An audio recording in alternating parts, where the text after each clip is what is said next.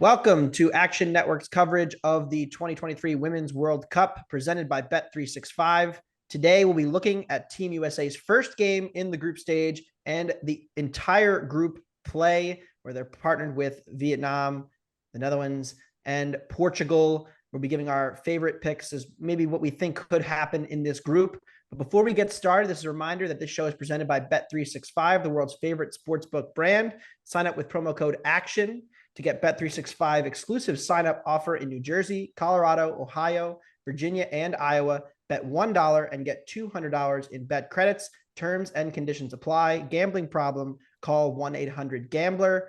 I, Anthony DeBundo, am joined by Wonder Goal host and friend BJ Cunningham. We have a special guest with us today, Anna Whitty, who is an NWSL broadcaster. She played college soccer at Penn State, and she is an expert on all things U.S. women's national team. Anna, we're going to start with you because this first matchup is really difficult to kind of get a read on. United States against Vietnam. The United States favored by 6.5 goals. We saw them rout their first matchup in the last World Cup against Thailand, scoring double-digit goals. You don't seem to think that's going to be a repeat, and I'm curious as to why.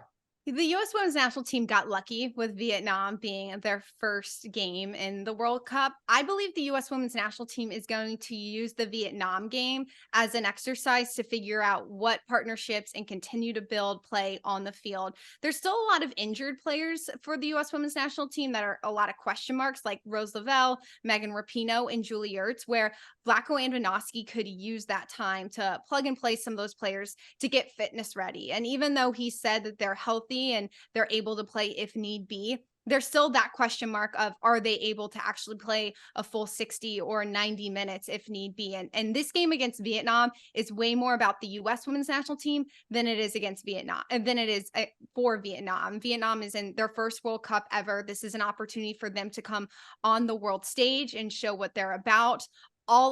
Except for one player who plays in Portugal, all of their players play domestically in Vietnam. So the competition is going to be sitting back defensively and making it difficult for what the U.S. women's national team has struggled to do in the last few months, is be dynamic in the attacking third and find good pockets, make sure the partnerships look good. Sometimes we see Alex Morgan, Sophia Smith a little bit too close together to try and find opportunities in and around the 18, but I see players like Trinity Rodman having success out wide, drifting inside, but also using those minutes to get players in different positions and figuring out what works moving forward. So I see the U.S. women's national team coming out on top. It's not going to be a game like Thailand because I don't see how Andonovski would want to absolutely demolish a team. You use those minutes to practice and keep possession, keep passing the ball, keep working on certain 1v1 moments. You don't use those minutes necessarily to just demolish a team. So it'll be interesting to see what Andonovski does when it comes to his personnel, but he's definitely not going to start Rapinoe. He's not going to start Rose Lavelle or Ertz, but I see those players getting big minutes against Vietnam. BJ, we've talked about this group a little bit on our preview when we did the entire World Cup. We went group by group on Wonder Goal. What are your overall thoughts on this group, specifically the second best team, the Dutch? They come into this World Cup after finishing as runners up in the last World Cup. They took the U.S. to penalties at the Olympics. How much of a threat do you think they are to the United States in this group, and what's your overall read on kind of the Dutch outlook coming into Australia? Yeah, I mean, this is something we talked about, is that the Dutch, although they were the runners-up in the World Cup in 2019, they're kind of vulnerable in the second place spot in this group. And a team like Portugal could very easily overtake them and get to the round of 16. So the Dutch are going to be without their best striker, Vivian Miedema, who plays for Arsenal. She is, without a doubt, their best attacking player. And if you look through some of the Dutch results, specifically from the 2022 World Cup, or 2022 Euros, they were in a group with Portugal and they beat them 3-2, but that match was really, really close on expected goals. And then they went to the quarterfinals and they played France. I know the final score was 1-0 France, but France created 4.7 expected goals and took 32 shots in that match. So the Dutch are a tad vulnerable, especially this group, a Portuguese team that is making their World Cup debut. A lot of their players play domestically in Portugal, whether it be Benfica or Porto. They've a lot of good cohesion there with their partnerships on the back line. So Portugal, a team that has been putting together some pretty decent results through friendlies and obviously at the Euros as well. it wouldn't shock me if Portugal overtakes Netherlands. They're going to play them in the first match, and the Netherlands is a pretty sizable favorite, but you can get Portugal as high as 8-1 to get out of this group, which I think is a really good price on a team that has been improving talent-wise as the women's game grows. It's a country that has been getting more and more talent, and now they're in their first World Cup, and it's not out of the realm of possibility that they overtake a Netherlands team that Weigman did a great job for the Netherlands, but now she's managing England, and the Dutch really just haven't found that type of magic anymore. So Portugal, I think, is live at 8-1 to get out of this group, and that's where I'm going with this. But I think the United States probably should very easily win this group. Yeah, Weigman went over to England, and they have lost once in 31 matches since she's come in there. Anna, curious your thoughts. Same thing. U.S. gets the Dutch second. That's probably the first real litmus test. Okay, how good is the United States right now? You don't think there'll be a finished product by then, at their best, because it is still early in the tournament. But what are you expecting from that match specifically? And what are some keys to look for the United States in terms of how good are they playing? Yeah, for the Netherlands game, I see the U.S. women's national team playing, if they make it to the finals, if they make it further down the line, playing with a starting 11 that looks very similar to that competition. And for the U.S. women's national team, they've played against Netherlands. They've seen the goal go in the back of the net. They beat them, like BJ mentioned, back in 2019. So they know that they have success. Now, the Netherlands are missing a few players due to injury. So is the U.S. women's national team, some big key players. And for the Netherlands, they have a player in Jill Royd who has had 7 goals this past season with Wolfsburg. She's now going to be playing with Manchester City moving forward. She's going to be a huge key piece for this Netherlands side. I don't see the U.S. women's national team putting up a million.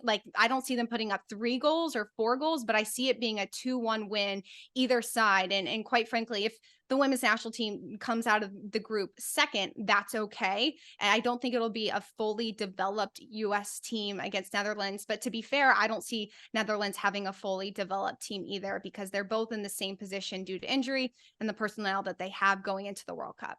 Yeah, the Dutch up and down form overall for them. It is important to note, if the U.S. were to finish second in this group, their most likely round of 16 would be Sweden. Then the most likely quarterfinal is Spain. That is a much tougher path than the path if they win the group. So there is a big premium on winning the group for the United States. I'm in agreement with BJ, though. I'm actually buying some Portugal here at 8-1. You mentioned Miedema being out for the Dutch. I think she's been out a while, so they've had time to play without her, but it certainly lowers the ceiling. If you remember back in the Olympic matchup, I mean, the 2 goals she scored were incredible to keep kind of the Dutch in the game when they were getting outplayed for large stretches and get that match to a shootout, which the U.S. eventually won. But again, she is that kind of difference maker, that ceiling raiser. And without her, I think there is the risk that this defense gets a little exposed. They don't have the firepower to make up for it. That's what we've seen from the Dutch when they haven't been at their best in the last couple of years. So I'm agreeing with BJ. We're going to fire on Portugal 8-1.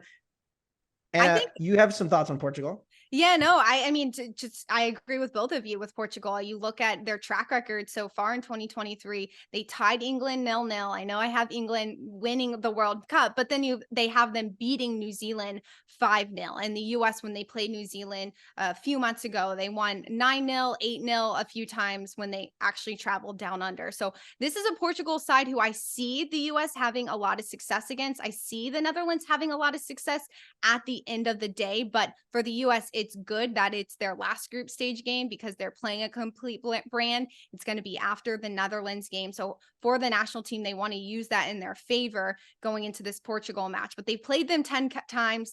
The U.S. has come out on top 10 times against Portugal. So having that in their arsenal as well can help them with a confidence builder piece. All right, so that's all we have for the U.S. group stage. Very excited for the action to get underway. We've got Vietnam, then the Dutch, and then Portugal to close out the group stage before really the business end of the tournament gets started for the United States. It would be a pretty historic upset if we didn't see the United States in the knockout stage. They've always advanced, and they are heavy favorites to do so. So that will be the business end of the tournament. We'll be back to do some more content ahead of that to discuss what the round of 16 might look like, to get into the quarterfinals, the semifinals, and of course the finals as we progress through this tournament. And we have much more to discuss. And we actually get some soccer played to kind of break it down. Right now, we really have no idea sometimes what these teams may look like in about a week's time. Thank you to Anna Whitty and thank you to BJ Cunningham for joining me. And thank you to our sponsors at Bet365. This has been the Action Network 2023 World Cup betting preview.